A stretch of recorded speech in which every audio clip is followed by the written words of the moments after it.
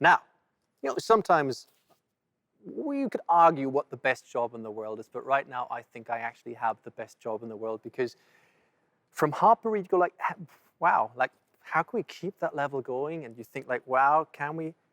Yes, we can. You see what I did there, right? So anyhow, I'll start with the bio again, because so he studied ethics of human persuasion at Stanford. Okay, he's a former Google design ethicist, and he's been named one of 25 people shaping the world. Obviously, also Forbes 40 under 40 in 2018. He's an expert on the influence of technology on human thinking and behavior, and he's the co-founder of the Center for Humane Technology that strives to undo the damages done by global super players like Facebook and Google. How fitting after our last conversation to have him here. If you still don't know whom I'm talking about, then you might want to watch The Social Dilemma on Netflix. It's really cool to have him here. Ladies and gentlemen, boys and girls, please welcome Tristan Harris. So good to have you here. Tristan Harris, how are you? Great to be here. Thank you for having me. Thank you very much for joining us. Now, you've your keynote of 20 minutes, and our audience is going to join us for Q&A later on. In that sense, the stage is yours. Take it away. Okay, wonderful. Well, thank you everybody for being here and having me.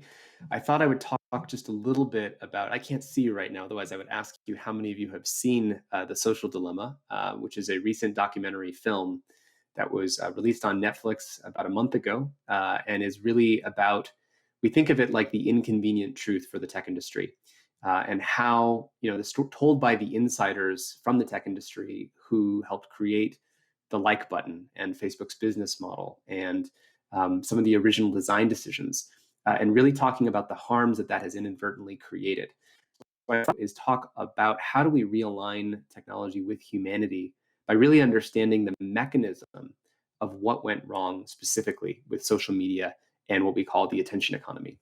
So as I mentioned, this film, The Social Dilemma, came out about a month ago and has been seen by something like 38 million households around the world in the first 28 days, and was released in 130 languages. And if you haven't seen it, I highly recommend that you do. I really think that explains how our psychology and our minds, our collective psyche, have been warped over the last 10 years by social media. So let's actually explore why that is. When we talk about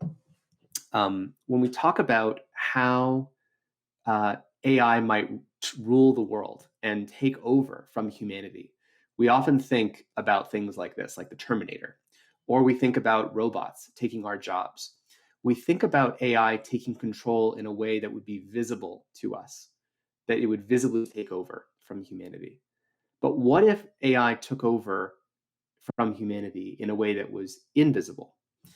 So as E.O. Wilson, the famous sociobiologist from Harvard, said, the fundamental problem of humanity, he really summarized it best, is that we have Paleolithic emotions, we have medieval institutions, and we have accelerating godlike technology.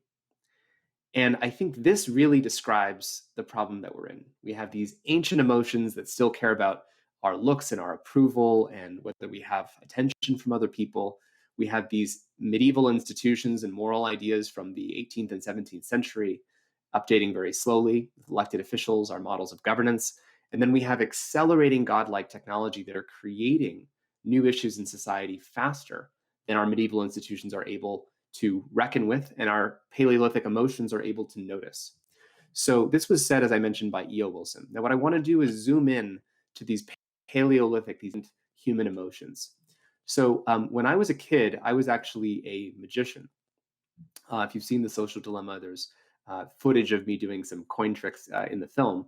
And the thing that I find fascinating about magic is that it's about human vulnerabilities, the vulnerabilities of how our minds work, that all minds universally don't understand certain weaknesses that we each have, whether it's about how we reason about cause and effect or attention. And later in my career, I studied with a lab and a class at Stanford called the Stanford Persuasive Technology class, taught by a professor named BJ Fogg. We're actually the co-founders of Instagram, also studied there. And what we learned were, how do the human emotions, these ancient ways and biases and limits of our mind, really work? And while we were all looking out for the moment when technology would overwhelm, in terms of progress, it would overwhelm human strengths, right? This is when technology crosses the singularity. This is when technology takes our jobs. This is when technology is smarter than humans. We miss the much earlier point when technology undermines human weaknesses. And obviously, technology can undermine human weaknesses much earlier on the timeline than it can overwhelm our strengths. So now what I want to do is zoom in and say, well, what do we mean by technology overwhelming our weaknesses? Well, when it overwhelmed our cognitive limits, meaning our brain, for example, has a short-term memory that can hold 7 plus or minus 2 numbers or items in our short-term memory. This is why phone numbers in the United States are 7 digits long.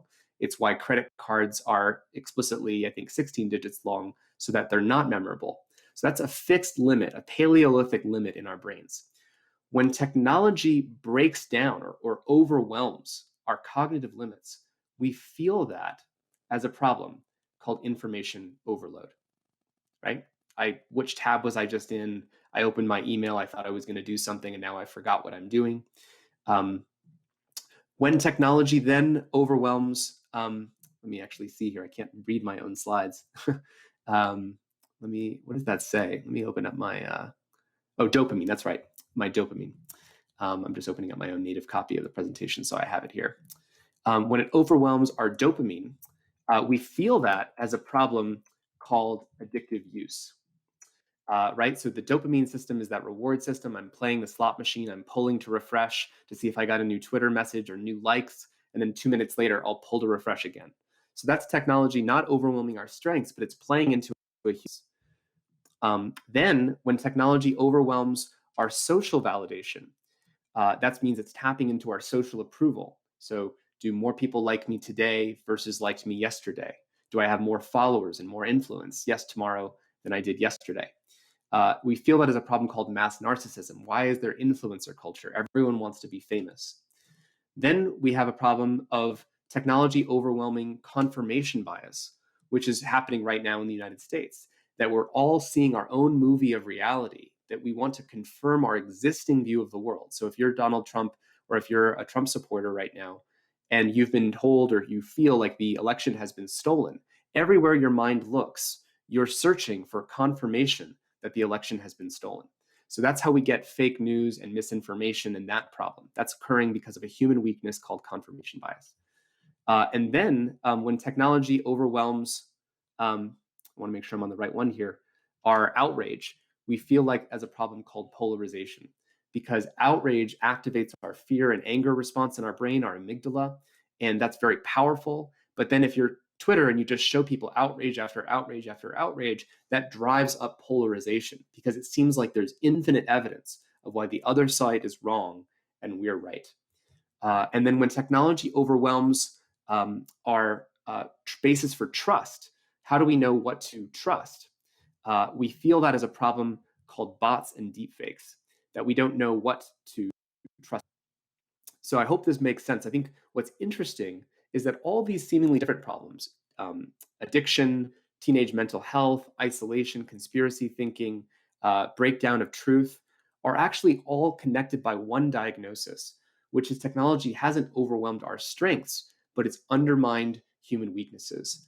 And if you zoom into that, you see that it's kind of a connected system of problems, because information overload forces with we're overwhelmed with so much information that we don't know what's true. And when we feel more overwhelmed, we have even more breakdown of trust and common understanding. So we have to actually see what's going wrong with technology as a hijacking of human weaknesses. And this is very important if we talk about how do we build trustworthy AI or trustworthy technology. So let's talk about that for a second. So you probably have seen or heard about deep fakes. Each of the faces that you're now seeing on the screen not crossfading between existing human faces. The machine is generating new faces from scratch based on it having learned from so many human faces. And each of these look indistinguishable from someone real. So again, this is technology not overwhelming our strengths, but undermining the very basis for how do I know what's real or what to trust. And in the future, uh, services like TikTok, where you get, let's say, more social reinforcements as a teenager, you get more likes and followers.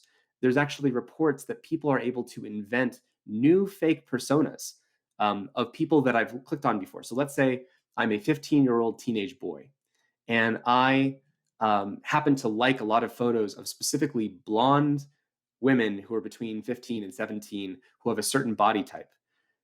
In the future, computers are going to be able to generate new fake users who look just like users those that I happen to respond to when I get likes from those 15-year-old girls who have the blonde, face, right? So this is starting to get really dangerous. And then obviously you can apply this to the construction of fake political information of Obama. So this is a fakely generated video of Obama. And everyone has seen how this can be applied to Putin and to many other figures. And increasingly, technology is going to be able to fool our conception of what is real. And once you do not know what's real or what to trust, it's very hard to reboot trust in a society. We're experiencing this right now because we do not know right now whether or not the election was rigged. It's very easy to assert that and to have it sound real and have no basis for it, but at least something like 30% of Trump supporters, I believe, now believe that the election was rigged. And then finally, this is an emerging technology that many of you know probably called GPT-3, where GPT-3 basically reads the entire internet and language patterns in the voices of everyone that you know. So it could read everything that I've ever written, say, online. And then you can basically provide a prompt that says, hey, would you write me a philosophy paper that in the voice of Tristan Harris? And it will actually generate this text, which you can see here, which I can pull up on my own screen, called A Response to Philosophers. So it says the lines in blue were written by a human. The rest of the dialogue was written by OpenAI, their GPT-3 language model. And it says, Dear human philosophers, I read your comments on my abilities and limitations with great interest. Your questions are important ones, and I'm glad you asked them. Everything you see here seems like it's written by a human, but indistinguishable from what a human would say, but it's actually rendered by a machine. So in really putting all this out there, what I want to get to is if we're trying to solve the problems of social media, whether it's addiction, polarization, breakdown of truth, teen mental health issues, why is everyone believing in conspiracy theories? I think we can view all of these problems through this new common diagnosis, which is that technology hasn't overwhelmed our strength, it's undermined our weaknesses. Now, while this might seem frightening to people, the good news is that we are the only species that could become self-aware that this has even happened, that we even have weaknesses in our brain. If you think about it, a lion or a gazelle can't do a psychology experiment to understand its own brain has 7 plus or minus 2 items in short-term memory, or that its own brain is responsive to social approval. How many likes did I get? We are in this weird moment, almost a spiritual position, where we are self-aware of our own minds. Even Homo sapiens sapiens literally means the species that is aware that it is aware. So we are aware of our own mind, and that's the powerful nature of where we need to go with humane technology. Humane technology has to be self-aware of our own weaknesses, just like a game is aware of our weaknesses, except we're not aware. That's what makes the magic trick work. We have to become a self-aware society. And that's, I think, going to be the definition of a more humane way that we show up online. Let me give you a couple of examples. You are a teenager. We do a lot of work around how this problem affects teenager minds. and you post a photo and you get 100 comments. Let's say 90 of those comments are positive and one of those comments is negative. Where does your attention go? You have 99 pieces of positive feedback. Your attention could dwell there because that would feel pretty good. But that's not where your attention goes, does it? It goes to the one negative one. And even when you close the screen and you go do something else, do you think that your mind lets go of that negative comment, or does it stay around there and loop on that negative comment? So that's called negativity bias because it's evolutionarily useful for our minds to pay attention to potential negative reputational information about us because it means our reputation might be at stake from the tribe. If we are not aware that our minds are more likely to attend to negative information about us than to positive information, then we can be fooled into the delusion of being kind of depressed by negative thoughts about ourselves. If you are aware of that, that almost like your mind is not neutral and it's subsidizing the memory for negative information and taxing the memories for positive information, we can remember that and say, oh, in my own mind, I need to focus on the positive information, be grateful, say, for what I have or for what's happened, because that's going to be a more humane way to show up for myself. So I wanted to make sure that that's kind of the core point, I think, is in a world of humane technology, it's technology that enables and encourages us to be more self-aware of our own biases and helps us develop to have greater and greater awareness about our own predicament.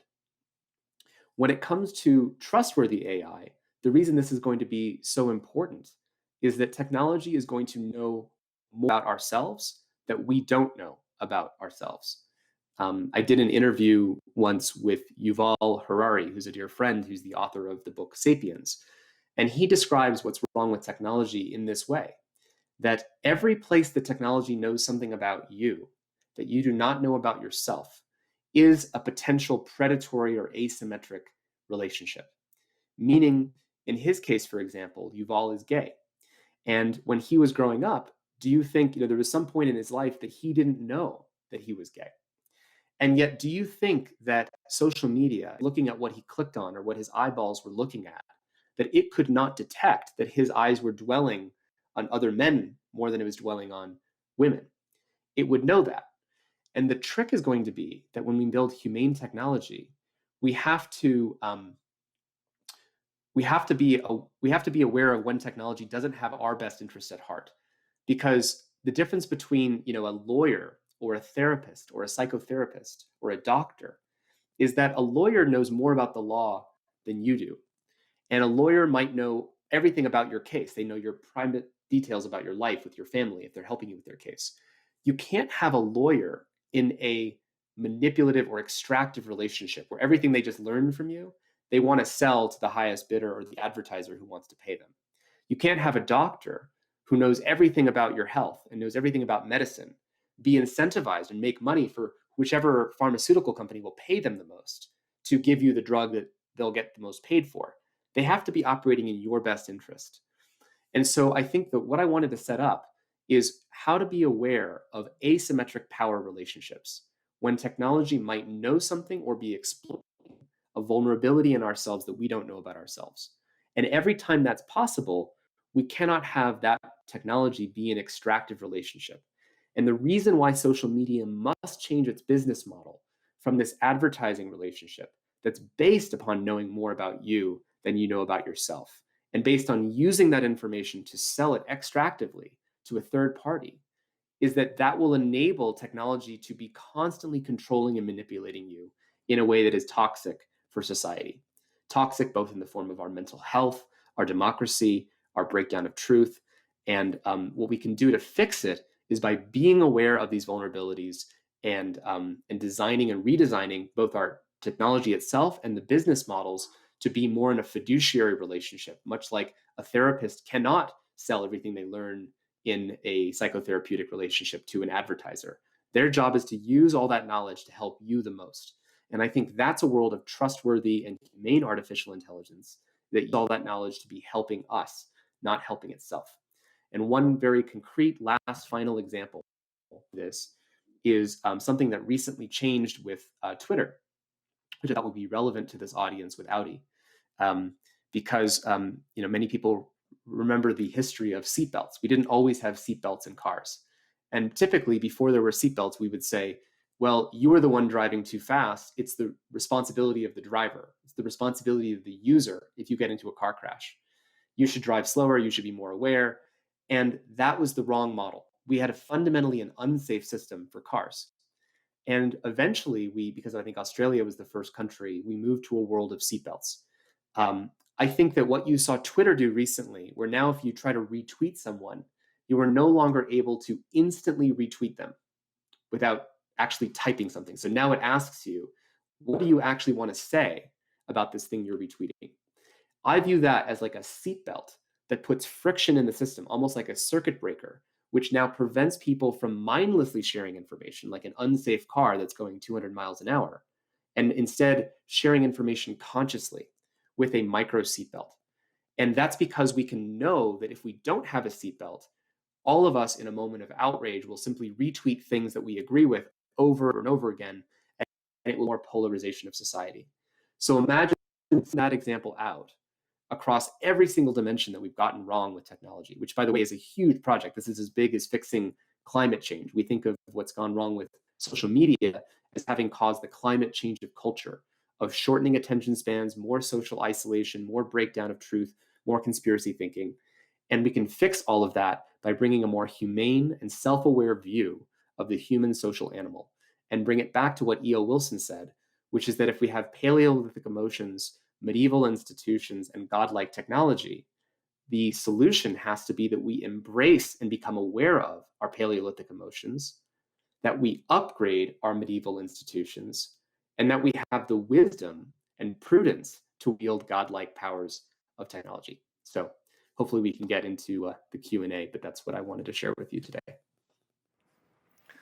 Thank you very much, Tristan, for all the things you shared with us. And it was really fun listening to you. We've got a lot of questions lining up. There's a lot of questions based on social media here, but there's a question I just want to start with quite quickly, because you mentioned GPT-3. And that's like, this is a very, very, very powerful something coming towards us. And I'm curious, do we need to focus our energy on social media, like current challenges, or would it make sense now to gain the momentum to start understanding the power that GPT-3 is creating, to know some of the challenges that are up ahead? I mean, GPT-3 is incredible the way it seems. Yeah, I think we have to skate. There's a famous Wayne Gretzky quote, who's a famous hockey player in the United States, that I don't want to skate to where the puck is. I need to skate to where the puck is going to be. That's how I hit the puck. I think that when it comes to tech regulation, my worry is that we, even in the EU and other places, we focus too much on privacy and on yesterday's problems of fake news or something like this. And I think the power of this is that all the things that have gone wrong with technology have been some version of manipulating or hijacking or biasing human weaknesses. And what that diagnosis gives us is an ability to skate to where the puck's going to be and say, how do we make sure that we become a self-aware society of all human weaknesses? Because GPT-3 is simply yet one more version of that. One of the worst examples I recently saw of GPT-3 is someone used a corpus of QAnon statements. I don't know how familiar you all are in Germany of QAnon, but it's a very popular conspiracy theory of pretty insane beliefs. And if you basically say, tell me more conspiracy theory beliefs based on QAnon, it will invent things like, George Soros eats babies and Bill Gates wants to, microchip everyone. But it'll invent hundreds more things that sound just as persuasive as those crazy ideas. And I think what we have to do is really become aware enough of our own epistemology, of how our own minds make meaning and how we are each persuadable. The only way we're out of this. Now, thank you very much for taking that detour. Now, let's get back to the other topics here. And that's one question here is, it's easy to sweep back into old mental habits. How do we train our brain to be self-aware at all times? Because you mentioned the self-awareness. Well, yeah, this is actually such a great point, because we don't want a world where you have to spend limited cognitive energy, your limited energy fuel tank, on constantly being aware of how I'm being manipulated. And that's actually why trustworthy AI and trustworthy systems are so necessary.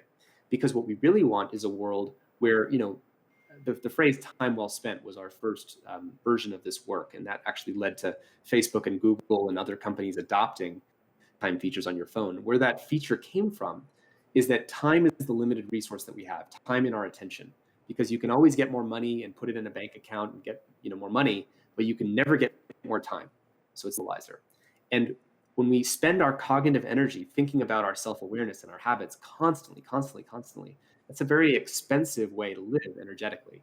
So the whole point of having trustworthy and humane technology is that you could trust fall. I can trust technology that I'm working with to have our best interests at heart, which means categorically that it cannot be driven by the advertising business model. Because if I trust fall into something that knows more about me, uses that to sell to someone else, it's not the advertisement that's the problem. It's that fundamentally extractive relationship that's the problem. Now, here's another rather interesting question. How should these powerful social networks be regulated? How can we keep large international companies in check when governments still act and think on national levels? Because it's a global problem, right? It's a very hard problem. I don't think anyone has a clean answer to it. Much like in the United States, having a patchwork of states pass privacy laws adds up to a federal privacy law, because it will be more convenient for tech companies to have one common federal privacy law than to have a patchwork of different state laws. I'm encouraged by recently, just a few days ago in California, we passed the California Privacy Rights Act, Reform Act. It's the CPRA, it's the new privacy law. And that means that 40 million people in California have just told the United States government, we want more protections for our privacy.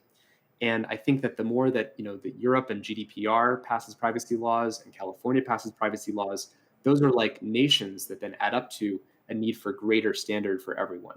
So I think we're going to get there gradually by different countries, different nations passing different laws. When they're in common, there's a match. It will lead to a more global framework. And obviously, one of the challenges here is that every country operates with different culture and different norms and different sense. So these are global companies that are causing global problems. One last thing here is I think much like climate change, the global south and the global south gets the worst of it. People of color get the worst of it. In this case, countries like Myanmar or Ethiopia or Nigeria, where Facebook does not have the content moderators for those other countries, where in Ethiopia you have 6 major dialects of languages of fake news or false information. You literally have people killing each other because that is going viral. So I think this is one of the major challenges we face, is that these are global superpowers that do not have global accountability. Now, along those lines, someone liked the seatbelt analogy you liked. And the question is here, from your point of view, is then a task for huge companies to install micro seatbelts for their systems and take care of their users instead of bringing them down? I hope that the question makes sense. Yeah, and I think we're seeing that. And by the way, what's challenging about this is I think we need to ask even more fundamental questions than micro seatbelts. I think this is a comfortable thing for the tech companies, because their business model is the promise of unchecked virality, meaning I post something and the very premise is that it might go viral to millions and millions of people. That's how a teenage influencer who's 15 years old on Instagram can sell makeup for $10,000 a month with her Instagram account, because she can make a photo or a video and it'll go viral to 10 million people. And people don't like the idea that that might be taken away.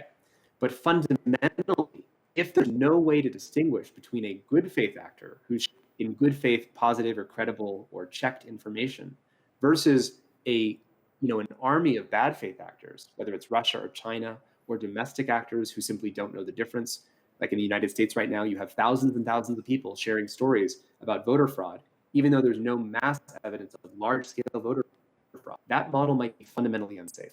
So, while I think it's great to applaud what Twitter has done with these micro seatbelts, and we need more things like that. WhatsApp has just added a limit so that you can only share to up to 5 friends, I think. And where you had the problem of lynchings occurring because fake news was spreading about a minority group, and they would actually kill other people because of fake news that was spread on WhatsApp to 200 people. That's another example of trying to minimize that virality rate. And if you think of it like COVID or the R naught of an epistemic virus, of an information virus, how do we reduce the infection rate of all information viruses? Because we really want there to be more consciousness in how we share information as opposed to mindlessness.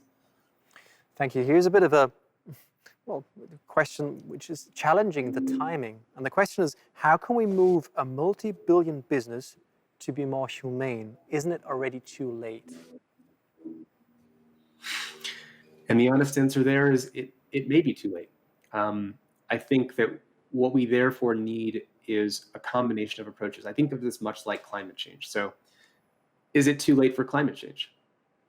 We have an entire global economy built on oil. We have billion-dollar oil companies like Exxon. We have, things like this.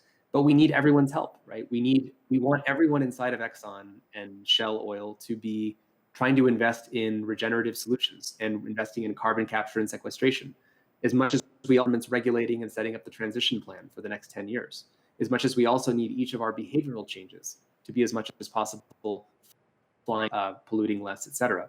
So much like climate change, where it takes a whole of society response, this system, I think, takes a whole of society response. We need as many people inside of Facebook hearing these messages, seeing the power of the response to the social dilemma and other things like it, and making more radical changes to their products. So we saw Twitter, banning political ads recently. We saw Facebook, spending more resources on this election than they have in ever history.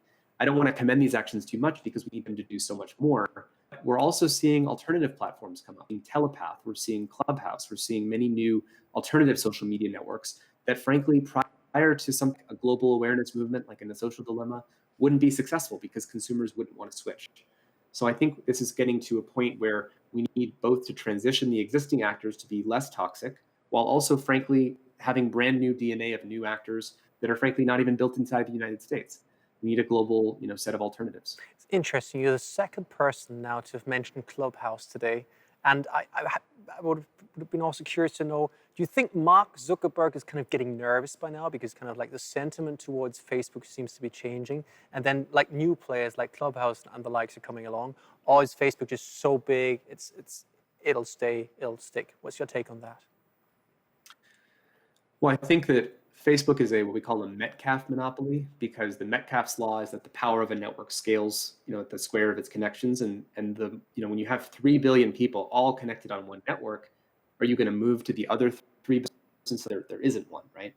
And so that's why Facebook has been able to maintain its dominance for this long. Now, I do think that we can enable more competition, and antitrust regulators, we're already seeing this action both in the US and in the EU and other countries, can aggressively to try to open up more pathways for migration, just like I can move from my AT&T provider to a Verizon or Vodafone provider. We need ways that we can migrate our social presences online. But frankly, we need really radical new approaches too. So I don't know if Mark Zuckerberg is feeling nervous yet, but I know that from an employee retention perspective, employees don't feel very motivated, that their common actions on a daily basis are making democracy worse around the world. And that's one of the biggest things that I think is our lever of change, is they have to change if they want to retain the best talent. And that's interesting. So it could be cultural change from within the company that might actually shape the way the company is going to behave to the outside in the future. So if I'm getting that right. Yes, and that's actually what we've seen has already led to much of the change. There's been a lot of employee activism recently with the Google walkouts. One of our areas of work at the Center for Humane Technology, which I encourage all of you to join us and follow along with at our website, humanetech.com, has been actually working with technology insiders. We host dinners and conversations frequently with people who are leading efforts inside the companies on these different problems, and try to figure out what is preventing more work to be done, and how can the outside support and outside pressure match what would be helpful on the inside. Now, here's a very different question, but just as important. What are your personal strategies of taking back valuable time away from social media and other digital distractions? Yeah, well, I think on this question, we often focus a lot on how to limit our use. Like, how do I tie my hands behind my back, and be like Odysseus, right? In the famous story of the Odyssey, where you have the siren call of the most attractive stimulus in the world, and you want to listen to it. You make sure you tie your hands behind your back. So that's like saying, I'm going to keep my cell phone, I'm going to keep my Facebook account, I'm going to keep Facebook on the homepage, but I'm going to try to use it as little as possible. I think we need to move from a diagnosis of behavioral limits and into a diagnosis of what is it that we're really seeking in the first place. The reason we're going to these things so often is that we're actually searching for connection. It's in moments of anxiety, It's in moments of fear. It's in moments of uncertainty, and our need to run away from those feelings that cause us to go to these platforms in the first place. We brought the famous mindfulness leader and spokesperson Thich Nhat Hanh, who many of you may know, who was 90-something years old, to Google. I did that several years ago when I was a design ethicist at Google. And what he said was the problem with smartphone technology is that it's never been easier to run away from yourself. That this always puts a new choice on life's menu that's going to taste sweeter than the reality of being with yourself, which is going to be uncomfortable. And are we willing to actually do something and find something that is sweeter, that might be uncomfortable at first, like talking to a stranger, depending on a COVID world or not. But I think what we need to do is recognize what are those things that are fulfilling, whether it's playing music or hiking or listening to music or reading or whatever it is that's more fulfilling for you. And don't try to limit your Facebook usage. Instead, amplify the things that you love doing, because that's a more sustainable approach. We have 1 minute to go on last question. One of my favorite quotes is by Yeats, and he says, "Think like a wise man, but communicate in the language of the people." Are we able to communicate these challenges in the language of the people? Are we doing that? Well, I think that's been one of the challenges with these problems, is it's very hard for people to understand them. But I think the success of The Social Dilemma, which I, again, encourage all of you to see if you haven't, has proven that in, again, the first 28 days, I never anticipated that we would have 38 million households and probably 50 million people around the world, which is a lot of families, a lot of regular people who didn't know anything about technology, are suddenly very aware of these challenges. And I think the common thing that makes me optimistic is that this affects every human on Earth, because it doesn't matter what political side you are. It makes the entire set of people more hateful of each other. And so it's actually the one thing we can agree on is the system that's making us disagree with each other. And this film, I think, gives us new common ground about the breakdown of our common ground. So I think that's what really gives me hope that it is such a common message that everyone can relate to. Thank you very much, Tristan Harris. It's been a pleasure. Thank you so much for joining us today and sharing some of the insights. Thank you so much. And in that sense, take care and stay safe. My pleasure. Thank you for having me.